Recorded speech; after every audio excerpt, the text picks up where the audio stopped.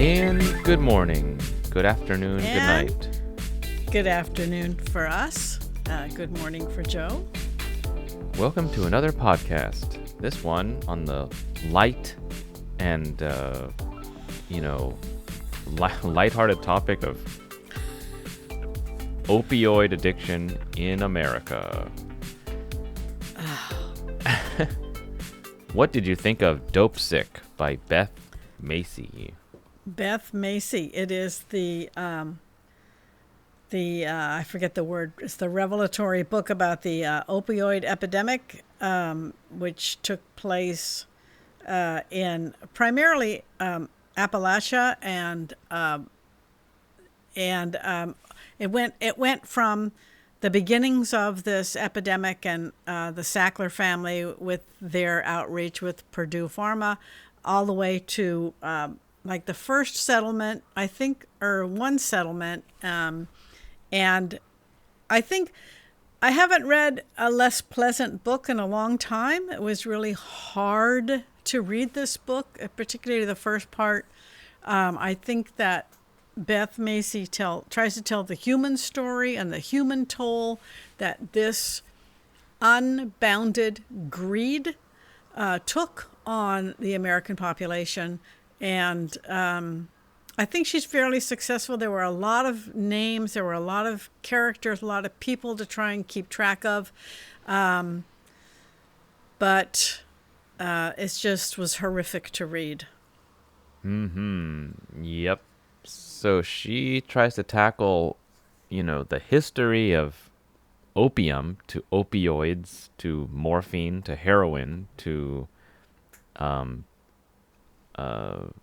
synthesized, I guess, opioids like OxyContin, Percocet, Vicodin, then to the addiction management drugs like methadone, Suboxone, Subutex, and then to, I guess, the present day are the imported synthetic ones like fentanyl, carfentanil, and so it all covers the whole evolution that starts with just a kind of juice that comes from a poppy pod that gets refined.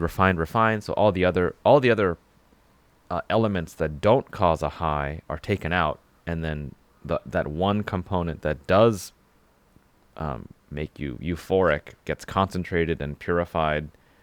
And that's what she says. She says, opium, you'd smoke it and you'd get addicted, but you could get out of it.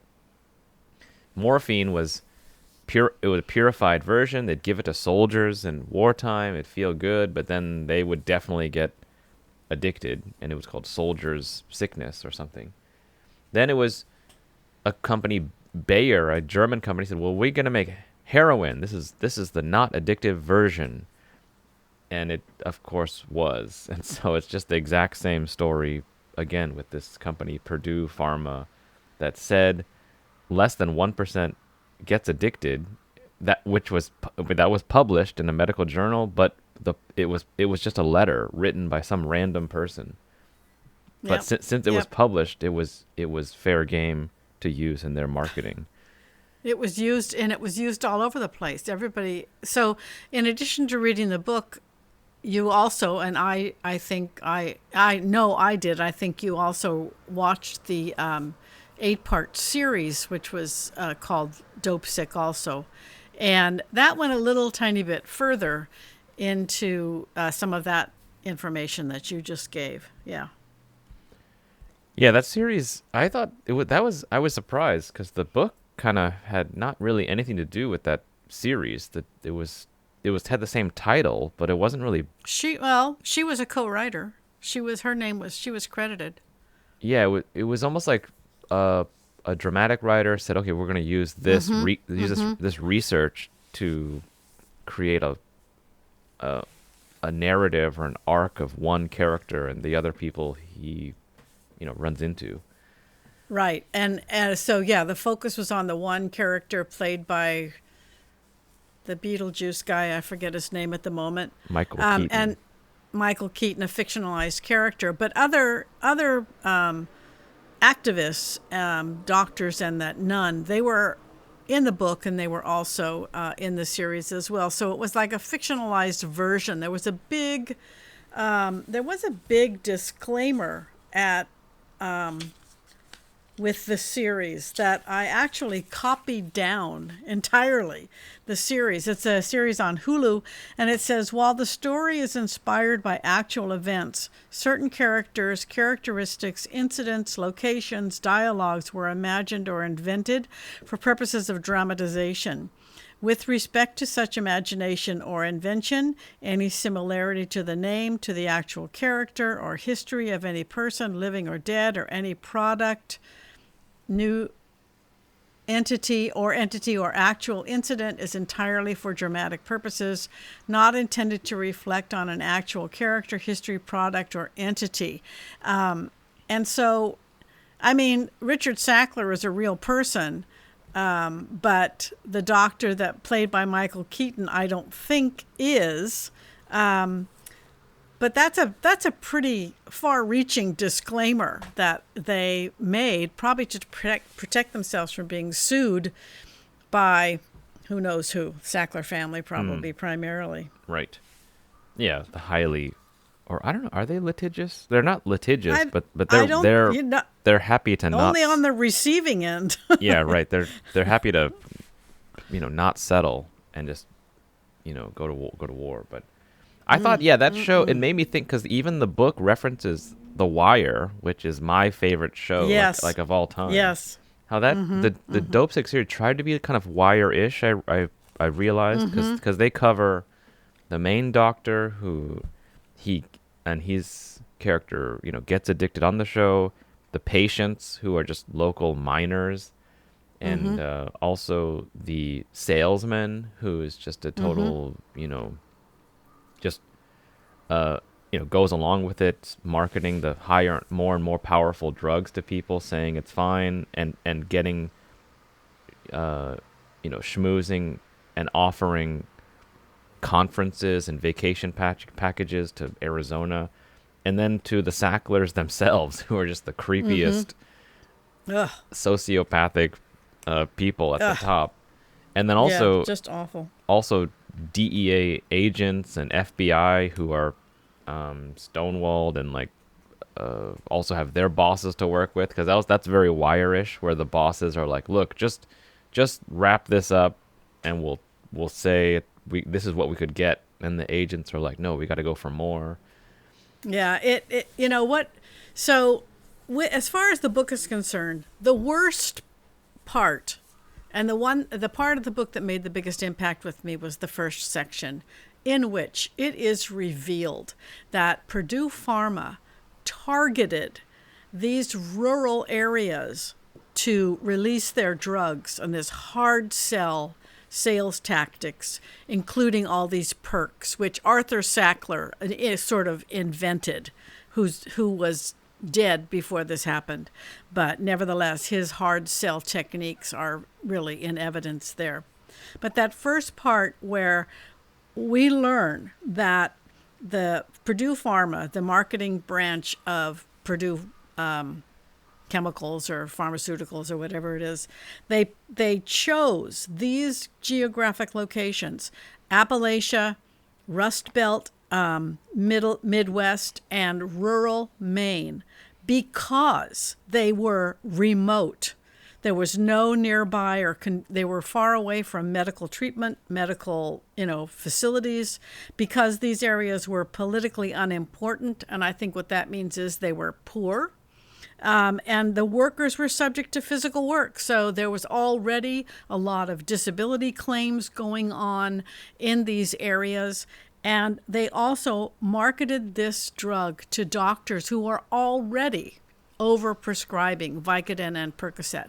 That, to me, was like the worst thing. It's even worse than lying about the addictive nature of the drug. It's worse than the FDA working with them to create a unique label for the drug, which was misrepresentative. That was the worst thing, that they targeted these areas for their greed, because what they were doing was avoiding scrutiny. If you have a product to sell, you want to go to the area that has the most people, right? You want to get the biggest audience you can for this. But no, they chose these pockets of remote areas where they wouldn't, where the it wouldn't be revealed so quickly that what was going on. You know, there was no light to be shown on these people who were kind of self-sufficient and very individualistic anyway. And they're not big cities, so they weren't going to have a crime rate immediately. They weren't going to see the effects. They were avoiding scrutiny just for profit at the expense of these human beings. It was just so demoralizing and horrible to read that about this family and about capitalism run amok. Yeah, the real kind of, I thought the real master stroke of the company was, yeah, you want to get, if you want to sell something that's, you know, going to cause controversy, you got to have a client base that nobody cares about. So yeah, you might think the urban poor minorities, yeah, they don't care. Like the prison system, yeah, nobody cares about them. Just send them to prison. Everyone superficially thinks it's good. You know, but the real smart thing they did was that in these rural areas in these kind of defunct states that, you know, they accept more federal money than generate for the country is Medicaid. So if you're poor in these areas, you can get Medicaid. Your income's low enough, and then you just that's I guess entitlement program that you just receive, and other states fund that, you know, produce revenue for the country. And this Purdue's like, okay, well, how do we get that? Then we can get, maybe the client base is fewer, but we can get that Medicaid money straight into our pocket. And that, I think, was and now we have, you know, Medicaid's in the news now. They want to like eliminate it. Yeah. So that seemed like the real smart thing. It's like, well, it might be fewer than just getting bags of cash from the street corners in Baltimore. Maybe that's more profitable, but it's more risky because you're just you're dealing in cash, and it's just risky everywhere. But if you can literally just using, you know, bank transfers, skim people's Medicaid, the government's paying for it right directly into our pocket. Yeah, and it's such so what also struck me about this is, and you brought it up a little bit with when you referred to The Wire, is the reason that something like this can happen, the way Ponzi schemes can kind of happen, is as the compartmentalization coupled with the hierarchy. And so, you know, the salespeople, they're pitted against each other in competitions to see who can get the most, so they don't collaborate or cooperate or even talk to each other much. And they're told, this is your job, this is what you do, don't worry about anything on the left or the right or above or below, you just pay attention to what you're doing. And thereby they're just absconding with their conscience. They just the lack of conscience that went into this whole enterprise was just astonishing to me. It was astounding. And I think maybe the series actually brought that out a little bit more than the book did, because we got a closer inside look at the Sackler family and a closer inside look at the sales team. And then, of course, those salespeople were just abandoned immediately if they didn't follow the company line or they stepped out of line even the tiniest bit. Yeah, that's what was funny about the Wire was every season you always had the street corners, and I like that show because it looks like Philadelphia, these brick row houses. So scenes are there. Then they'll ship each season. Of course, they'll have the police offices. So okay, we got this scene, desks and chairs and neckties. Then usually there's another scene. Like the second season had them working at the harbor or the port. So you got these scenes of the containers stacked up and people in like hard hats. Or the third season was like the political campaign with the mayor getting elected. So you had hard cut to this guy, the mayor, driving around trying to campaign for things. Or the fourth season is a school, so you hard cut to this elementary or middle school or high school. And so I thought that's what this Dopesick series also kind of tried to do. You've got this rural scenes, you got government buildings, you got the corporate buildings, the sleek, slick back hair of these people.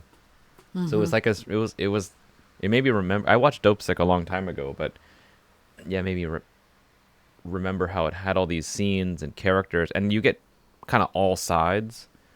But what wasn't Wire-ish was how the Wire would try to make the bad guys also appear human, but the main bad guys, like Arthur Sackler, was just like a vampire. They made him look like. Yeah. Although Richard Sackler, actually, he was the brains behind all this. And I think they humanized him a little bit too much, because obviously he was trying to prove himself in the family. And all of them talked about something that Macy brings out in the book is this whole oxy thing dovetailed nicely with an American sort of focus on pain. And I don't think that they organized or were instrumental in this at all. I think they just happened upon it and were able to capitalize on it. That, American healthcare began to talk about pain management more. I know in my lifetime that people that had terminal cancer, doctors didn't want to give them strong opioids because of the addiction possibility, even though they're already on death's door or they're on their way out. So this emphasis on pain and the treatment of pain and calling pain the fifth vital sign corresponded nicely with their release of this drug. If you go to the doctor now even now in the United States, there are charts on the wall with the happy faces to the sad faces with the pain chart. And I think that although Sackler family did not and Purdue Pharma did not invent that, I think that they provided a lot of those in doctors' offices. And the emphasis on pain, Richard Sackler saying we want to get rid of this pain. We want to treat the pain. It sounds good, but he just was all about money. Just money. All about money. Yeah, it's so kind of ridiculous, because there are typical metrics, like for, blood pressure or weight or, certain, functions of the body, like white blood cell count, red blood, what are these things? But pain is totally relative to whatever the, and then it's communicated by words. I'm like, that feels like a wow, yeah, and yeah, pretty bad. Is it worse than yesterday? Well, I don't. Maybe I think so.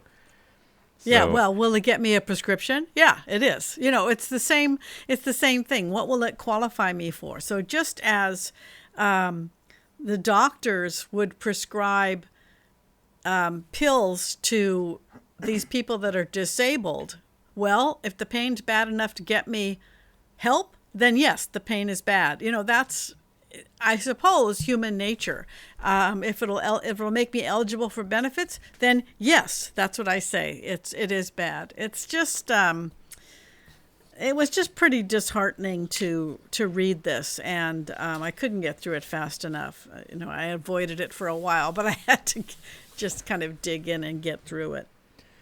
Well, I liked it. It was informative, and I learned a lot. I was into it. Okay, we're getting into the history. This feels like our good friend Siddhartha, Mr. Mukherjee, and but then it's like there's lots of characters. It was just it became like a never-ending article of a police chief of Jamestown, who'd been working for the past 30 years on the narcotics unit.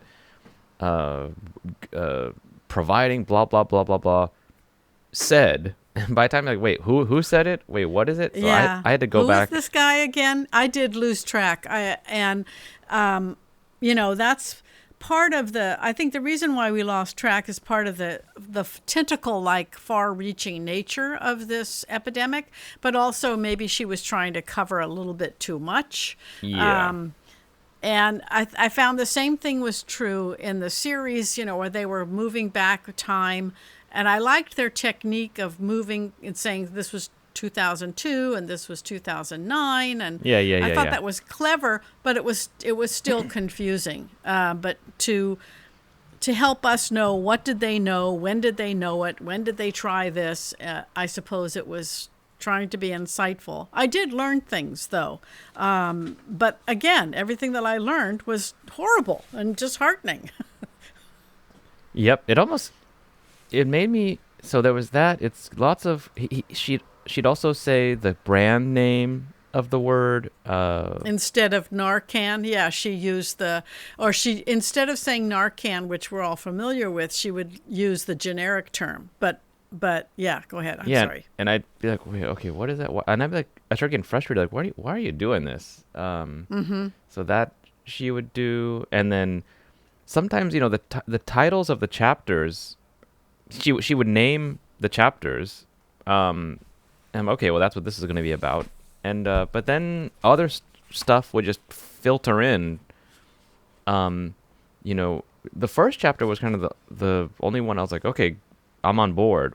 This is about history. Yeah, it's about his history. It was super clear. The first one was super clear. But then as it went on, she kept bringing in, hard paragraph cuts of like, by the way, let's flash to, meanwhile, this mother who lives here makes coffee in her kitchen, and it's like, okay, is this gonna tie in to that what I thought you were doing? But I'd be like, not really. Not really is right. So I think that was her effort to tell the human side of the story, not just the dollars and cents, not just the corruption, not just the fraud, not just the hierarchy, but, real people are affected. And she was extremely sympathetic of these two young women, Tess and Joey, and how they both ended up dead. And it was because of Oxycontin. It's just pretty startling. Pretty startling. On the scale of like, so we had that book Nomadland, which I thought was I didn't like at all, because it's just here's this human, let's learn about them, and here's another human, let's learn about that. So it's just a journalist who's just literally writing in a journal of what is, but there was not enough kind of analysis or like research, I thought, of why is this, what are we, what's the overall scope of this? But like, nope, we're just still gonna go from the next person to the next person. Meet Cindy, who has 3 grandchildren and lives in a minivan. I'm like, okay. And then you got the other end, which is like Siddhartha Mukherjee, who tells you the whole science of it and the history, and then but then puts in his own experience and anecdotes enough to keep it human. And also I think that Pixar book was like that too, trying to explain to you the technology of animation and what were the economics of it, and these people, they joined this company and then they joined this people, they left Steve Jobs, and why was it groundbreaking. So he's a good one too, and he wrote that Jamestown book I like too. So this book is more in the middle of that nomad, like a little bit. I wanted to stay on track with more the research side. So I think the difference is that journalistic writing, like historical writing, often it tells us the facts, it relays the facts, but there's no evident arc. You know what I mean? Like an arc, like a thesis. Like, why are you telling me this? Just to expose it is the journalist, like Nomadland. Now this one, it had good organization, I thought. It started with the Sackler family and it ended with treatment and the failures of treatment. I think it was a little bit too big and too unwieldy. She had too much to cover. The more she uncovered, the more she saw that needed to be shown. But the difference with Mukherjee is he had this better arc. Why are we learning about this? We could feel our reading was purposeful. Yep. And sometimes this writing, it goes off in so many directions. And in fact, the drama, the saga's not over. So maybe that's why it doesn't have that feeling of purposefulness, that we're heading in a direction for something in particular. Yep. Yeah. What was the last book we read? Oh, that Agatha that Christie. Paved Paradise one. That was the other one. I was just like, Oh, yeah, that that you felt also. was rambling. Yeah, yeah, yeah. Yeah, that fits That's into right. that spectrum too of like what you're just giving me all these Where are we going? you give me all these details and actually yeah, this reminding me there's another. I'm thinking this is what I like. I was like this is what I like, that this is close to what I want, the way I want to read something, which is about something that's huge to comprehend, but there's the human side too. But what dominates is like the research and the experts who say this is why it is. So that's what like the author's job is. Like, I'm not just gonna, like, I have to find the experts who study this. Like, their career is making recommendations to governments and companies. But their information, their research is not useful to you, a random person who, drives a car or, works a job. So I'm the author. I have to kind of condense it into a storyline so that you can, come with me on this journey, I guess. So Yeah, that's absolutely right. That's the job of a teacher also. Take a complex subject and simplify it, make it digestible. Yeah, in steps or chapters or whatever. Yeah, that's right. I was So reading a book called I didn't finish it because I got it from the library. I had to return it, but it's called Evicted, about what it is when you're poor, and it's all in the Detroit. How landlords can scoop up properties at auctions, and then people who have felonies or drug cases, they're often discriminated against, or they're ineligible for, yeah, and other things too, like Section 8 housing. How do you get that? So it's all mixed in, the people, the landlords, the government, the law.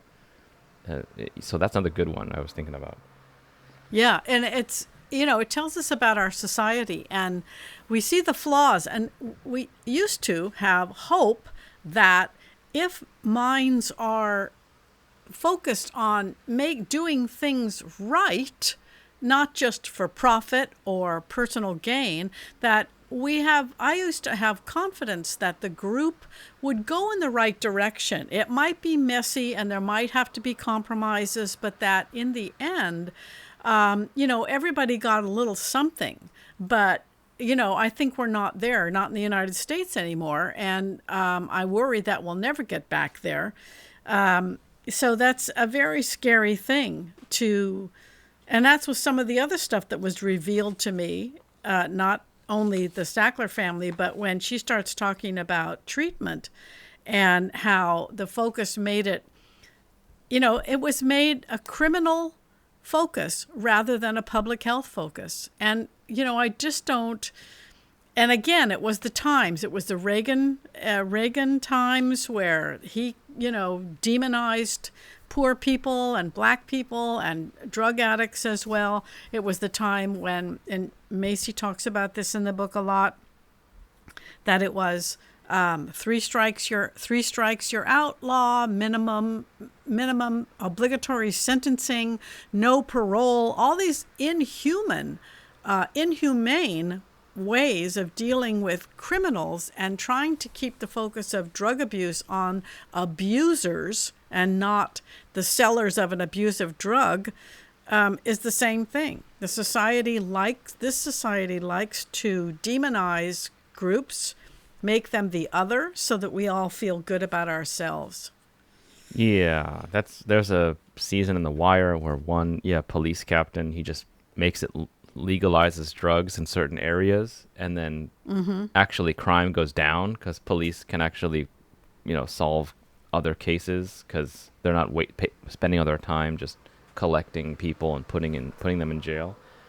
And all the it's all just paperwork. It's like, I remember when Trump first got elected, I guess in 2016, he was running. I thought, what is the difference exactly between conservatives and liberals. You know what? Not exactly, but in a nutshell. And so some of the things I read, it was the conservatives believed that you had to protect the country from outside enemies. And liberals believed you had to help the society, the members of society within the society to have a better life. And I think that that kind of, in a nutshell, is sort of what it is. And this is what we have here. We have people who are fearful, and they are criminalizing and demonizing those outsiders, even if they're in our own country, and rather than spending government money on creating national health and making sure that people have a livable wage, and all those liberal ideas are sort of social infrastructure. Instead, all the money goes to the Department of Defense to protect us from outside enemies that are often imagined. Yep. It's a total shitstorm. Like It is a total shitstorm. Think about, what's another? Go ahead. like they, what they still think is that deterrence can govern all motivations. Like if we make the prison sentence long enough, if we just make it fearful enough, like we will deport you and your whole family. That'll deter other people from coming, and it'll motivate people just to leave on their own. But with addiction, it just totally rewires your brain. Like you don't even, she says, 50-year prison sentence, I don't even care about what happens after like 3 days. Because I'm totally, just once this wears off, that's all I know is I need to get more. And because your brain has been, your brain chemistry has been reorganized. Yeah. Yeah, and like, no, you need to find Jesus. It's all mental. It's a mental problem. You can find it through just hard cold turkey or whatever. Yeah, the 12 step. Put your life in somebody else's hands, and it, I don't know.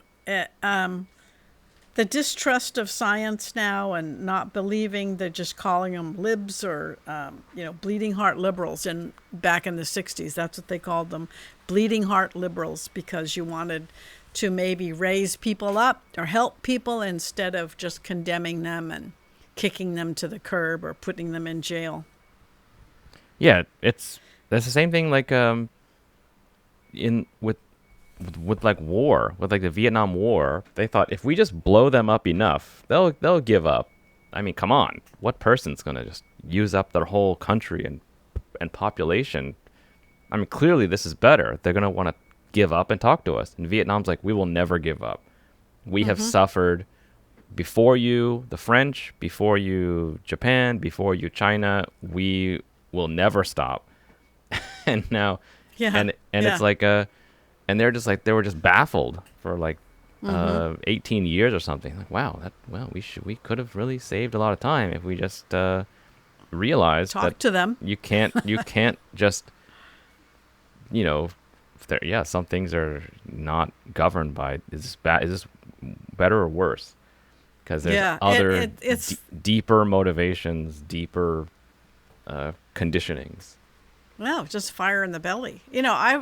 My experience has been is that the more you oppress, the more you radicalize people. And so the more you try to be the big boss and tell people what to do, the more people go out for protest marches, or the more people find other ways to do things or sidestep you, or all, it just radicalizes people as far as I can see. And, it's just a mistake. Their brain chemistry is screwed up. But getting back to the book, I did hear some things that stood out to me about treatment in particular. On page 262, somebody who had been in and out of prison said, prisons are the new factory work. They don't rehabilitate. They don't make it easy to get a job when you get out because they want you back. And, as I read that quote, I was shocked, but it didn't sound like the new factory work to me. It sounded like the new slavery to me. And I then a couple of days ago, I just saw that prisoners were tasked with making I don't know, a badge or something for some police somewhere, and they surreptitiously put the silhouette of a pig on the badge, and it wasn't discovered. It was discovered now, but it wasn't discovered at the time. So it is kind of slave labor. If you think about the movie I made you guys watch, Cool Hand Luke, those guys were actually physically laborers. They had to go out and work on the roads. And once you get out, if you can't get a job, then of course you're going to turn to something that was successful at least for a time before, and then you're going to be back in jail. And jails are predominantly full of black prisoners. So it just struck me as, I don't know if it was deliberate or if it was accidental, but boy, it's certainly evident to me that that's happening. I don't hate to go all conspiracy theory, but boy, I'm getting there. Well, I think that yeah, there definitely were chain gangs where you're just hammering posts or hammering rocks on a road and you just can't run away. And then yeah, if in the old after slavery or Jim Crow or whatever, if they needed workers, they would just go catch black people doing something and say like, "Oh yeah, we got you," and now you got workers for free for however long. But Well, and they didn't arrest people with this opioid crisis, but the people in inner cities using crack, mostly black rather than cocaine, mostly white, they are the ones that people to prison now. I don't know if they're working or producing things. I mean, I think but now they can opt out actually. but it is popular enough that government money people, it's popular. Yeah, get them out of here. Put them where I just don't even know they exist. Put them over there. And that's enough. And companies like, yeah, we'll do that. How much? Yeah, And then, companies. Yeah, so yeah, now privatized. yeah. And even she talks a little bit about the rehab business where like, oh yeah, we'll take, yeah, your kid hasn't been caught yet, but we'll take him to like our kind of prison over here, but it's luxurious and yeah, the data shows that medically assisted what's the T? Medically assisted Detox. Yeah, using methadone or Suboxone. Yeah, that's more successful than trying to go cold turkey. right. And that has even that just people have a feeling like, what? You're gonna help them get off it by giving them more of it? That makes no sense to me. And it's just, well, you just don't understand the motivations that they don't even want to get high anymore. They just want to not feel like they're dying. So Right. That's the title of the book. She emphasizes that too. They're not trying to get high necessarily. They're just trying to avoid the withdrawal, the dope sick. Yeah, the dope sickness that they've all experienced. And that came out in the series as well. That the doctor who got addicted then tried rehab on his own, still had the need, still had the want. Then he got on methadone. Then he got on Suboxone, and that was much better, he said. But his goal was to get back his medical license, and they wouldn't grant that if he was still on Suboxone. Suboxone? Is that the name of that other one? yeah, Suboxone. Yeah, like Suboxone. yeah, and I always, saw in movies like Train Spotting or other things, you would have withdrawals for a few days, but then you would kind of get out of it. But that time was like hell. And even if you did get off of it, okay, now I'm like feeling not horrible. I've detoxed me, but you still want it, and then when the next crisis happens, like you see something horrible, your friend is killed, or your I don't know, you fight with your family. Then you're like, well, I'm just gonna just fuck it. I'm just gonna take Yeah, it, and you're yeah. back. Then you're back on. Take this pain away. Take this pain away. Yeah. And it's all, it's all street level, and instead of hospital level or clinic level, and instead of being treated as a public health issue, even the mental illness that, causes you to be triggered and spin out, is not treated as mental illness. It's not treated as a public health issue. It's, it's treated, go buy some dope on the street. It's just, there's a real disservice to this society and that to each other, to each other. It's a big disservice that we do to each other. And it was really surprising to me that she said when the authorities wouldn't listen, then the parents had to get together and form these groups and do some research and try to get people to pay attention to this, signing petitions and things like that. They take matters into their own hands. It takes a lot longer, and you expect a government to work in your best interest, not against you. But people will find a way. People will find a way. Yeah, this one quote, she says, America's approach to its opioid problem is to rely on Battle of Dunkirk strategies, leaving the fight Yes. to well-meaning citizens in their fishing vessels and private boats, when what's really needed is to win the war is a full-on Normandy invasion. Right. I thought that was a very telling metaphor and true. And yeah, it's just crazy because government is controlled by just popular people who have to appeal to even dumber people who don't even trust experts, and the experts are just like, well, what am I even here for? So, and yeah, there's, I guess, periods of enlightenment when, like, okay, maybe we should just listen. Maybe people know more than me, and now we're totally not in that. We're in just, I know more than everybody, and Oh my it's God, we're just like so out. Yeah.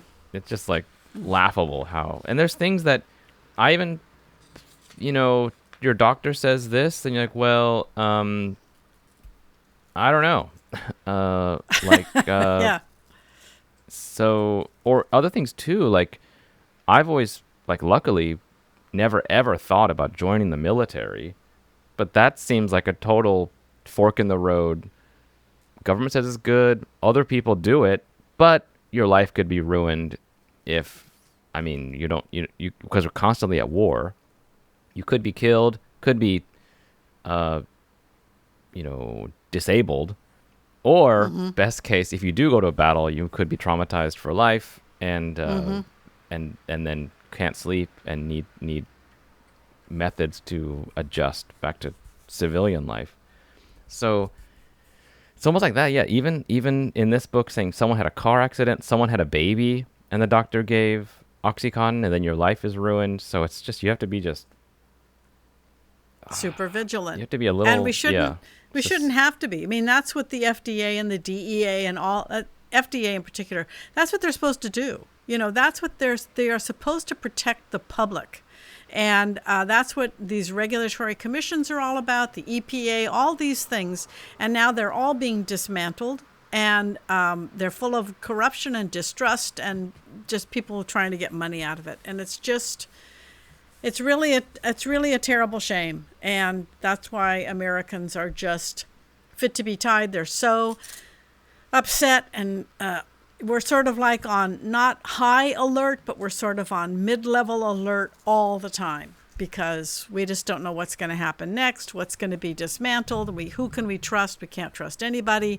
And I grew up thinking I could trust the government. They would work in my best interest. They don't want to hurt me, but I don't think that anymore. yeah, that'd be even if it was Vietnam War time, that'd be even stronger case of, like, Yep. do not join. You should, yeah, you should resist. Don't burn the draft card or whatever. Go, Yes. like, Well, if you're caught for avoiding a draft, in the long run you'd probably have less problems than if you actually went to Vietnam. probably because so many people came back from Vietnam addicted to heroin. Yeah. Yeah, so I decided when I had two sons that, in fact, the Gulf War was sort of cozying up to your age if they ever reinstituted the draft. By the time you guys, after the Vietnam War, they got rid of the draft. But I decided I would give you tickets to Canada. I'd go with you. This is not going to happen. Oh, wow. I didn't, luckily, I didn't have to act on it. It was all theoretical, but yeah. It puts things in perspective pretty clearly. What would I do? Well, I have sons now. This is not going to happen. And I really debated. I said, well, maybe it's better if they think all gung ho and buy into the spin that the government is putting on this. Maybe that's okay if they want to enlist, but on the other hand, if they don't, I'll take them to Canada. I don't care. The other thing that's a kind of glaring omission is that she doesn't talk about anything about the FDA. Like, how did this get approved in the first place? If the history is there, that morphine, heroin, there's a whole history of, Everybody knows opioids are addictive. Yeah. yeah, like who was the FDA chief that said, okay, how do we know? You say it's not addictive. Where's your clinical studies or trials? I mean, what about that? So she doesn't cover that at all. It just got approved and then hit the market. And then, Well, the series looks at that. oh really? I don't remember. Yeah, so there was one FDA worker who approved a unique label. That's in the book. A unique label. They were able to get by with the less addictive or something like that.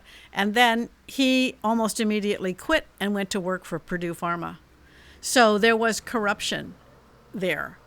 And the Oh, series also shows this one woman going after them. So she was not the DEA. She was maybe ATF she or was something? maybe she was DEA going to the CD. God, I don't remember now with all these with all the initials, but she uncovered some of that stuff. And how did this happen? How did they get a unique label? This has never happened in the history. And tell me about it. So that's the corruption that they can.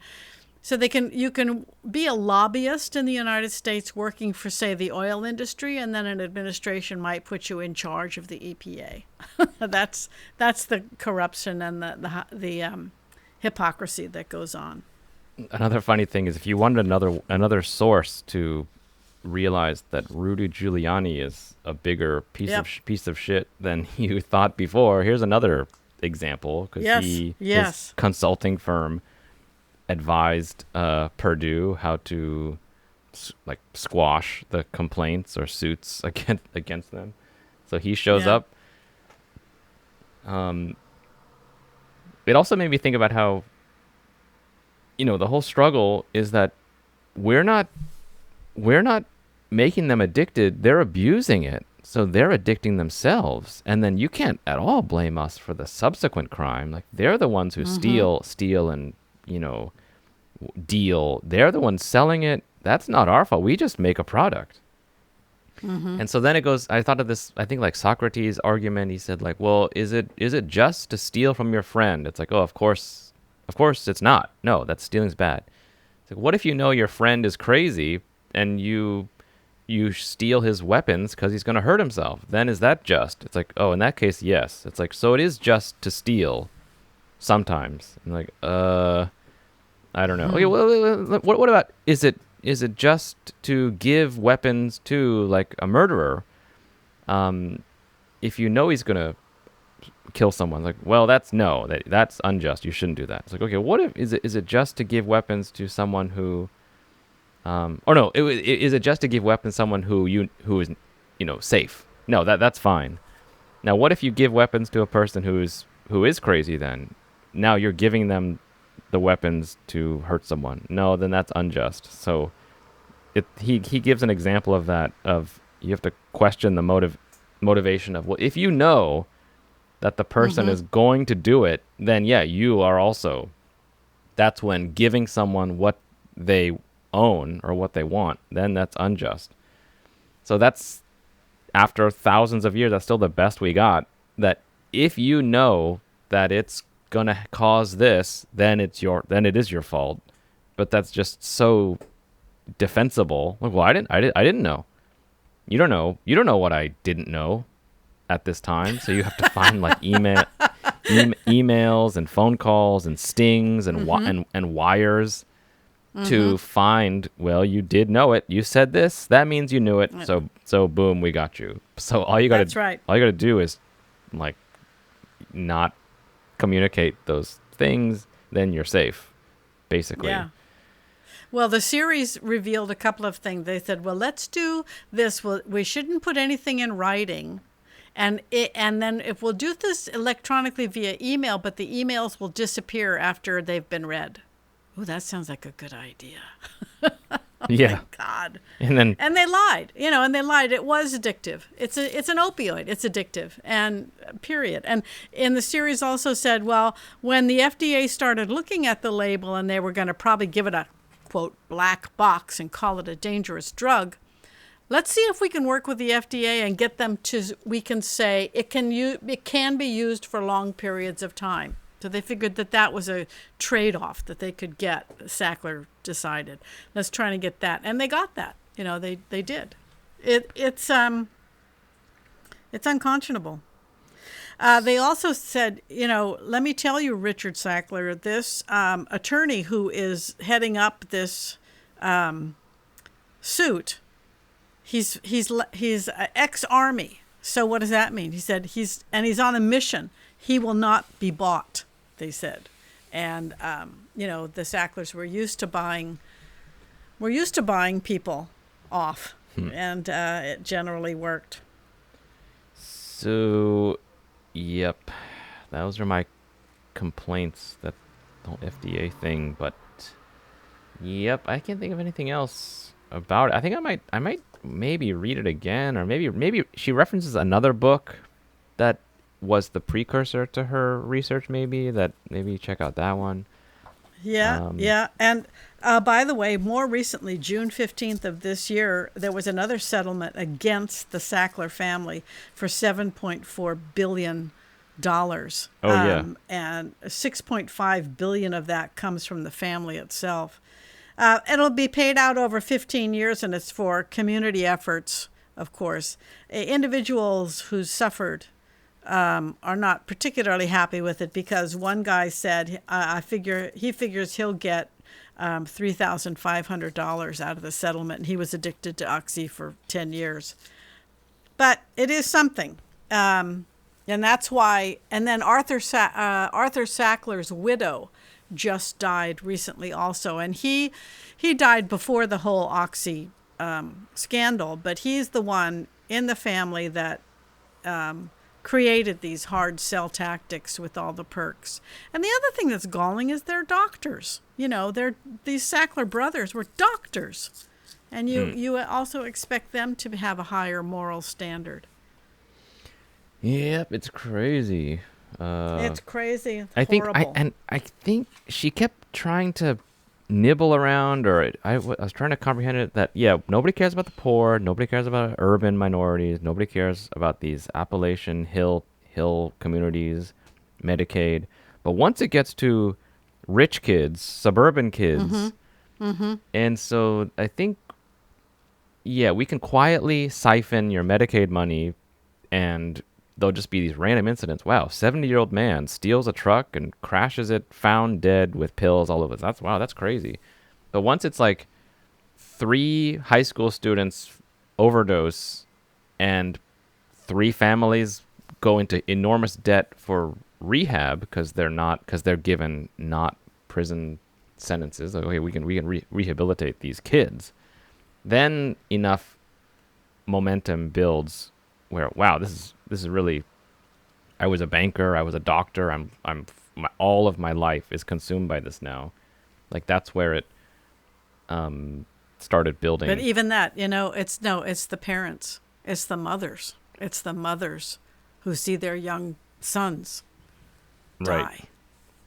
Yep. And that's who it was. It wasn't the stockbrokers who are taking Ritalin or Adderall or whatever to make a better sale, because they're adults.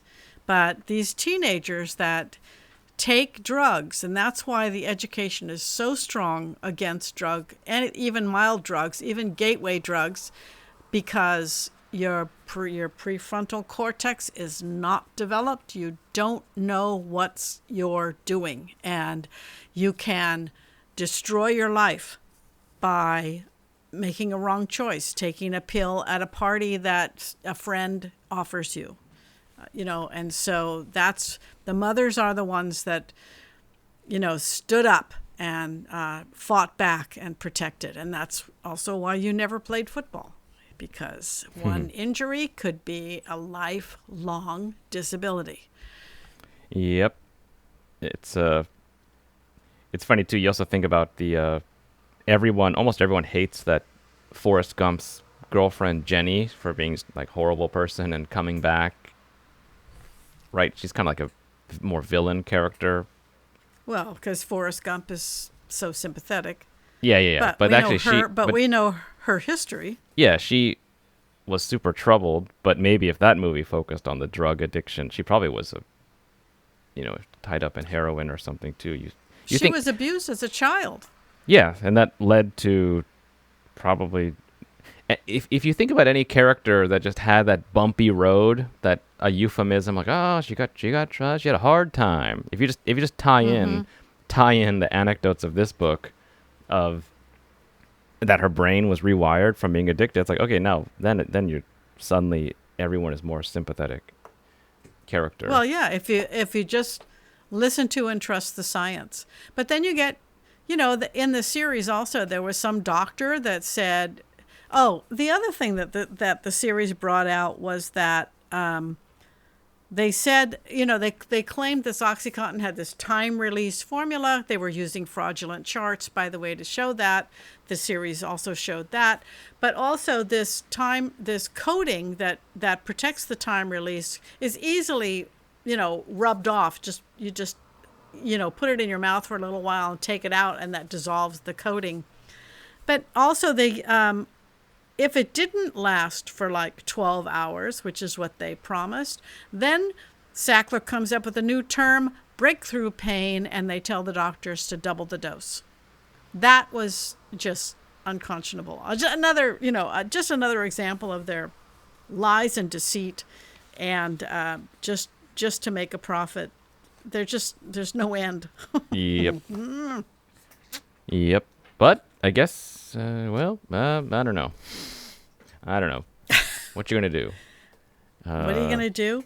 If you have children, you're gonna be very careful, and you're gonna, vote for people that see that we have to help each other, not that I have to get mine and fuck you. That's what you have to do. It does make you think about how, yeah, like driving a car, even if you crash and like live, suddenly the outcome of a surgery or just chronic pain, it's like, yeah, don't you drive more safe, or drive more carefully. Or I used to work at a ski resort where there's people who are younger than me had like knee pain all the time, and it does seem kind of crazy looking back, all the things that work. Oh, you're not gonna die, but there is another terrible case of getting prescribed something and then you're addicted, just like the people in this book. Or even if you just have knee pain for the rest of your life, and you're going to be limited because, like you played basketball in high school, and basketball is horrible on knees, or tennis is horrible on knees, and you're going to have lifelong pain. You're going to lead to arthritis, going to lead to a knee replacement. God knows what kind of pain you're going to have with that, and what kind of medication you're going to need after that. That's why athletes that say the body is the temple. You have to take care of it. You don't abuse it. You have to protect it. And that's why people that are hurt a little bit, they sit it out. That's the right thing to do. Well, anyway, enough about this. I'm glad this book is over. And I haven't read anything pleasant in a long time. I'm going to give you choices for next time. I'm kind of reaching back. So these are the choices. I picked out 4, unless there's something that you definitely want to suggest for next time. I'm going to suggest, my first choice is The Book Thief. I've checked this out of the library more than once, and I've never really finished it. I've never even hardly started it. So I've always kind of wanted to read that, and so The Book Thief by somebody named Zusak is my first choice. Or we could do Ragtime by E.L. Doctorow, which is like 1920s America, I think, or maybe turn of the century America. Or we could try Catch-22, Joseph Heller. These are, I've never read that. Or Go Tell It on the Mountain, James Baldwin. Oh.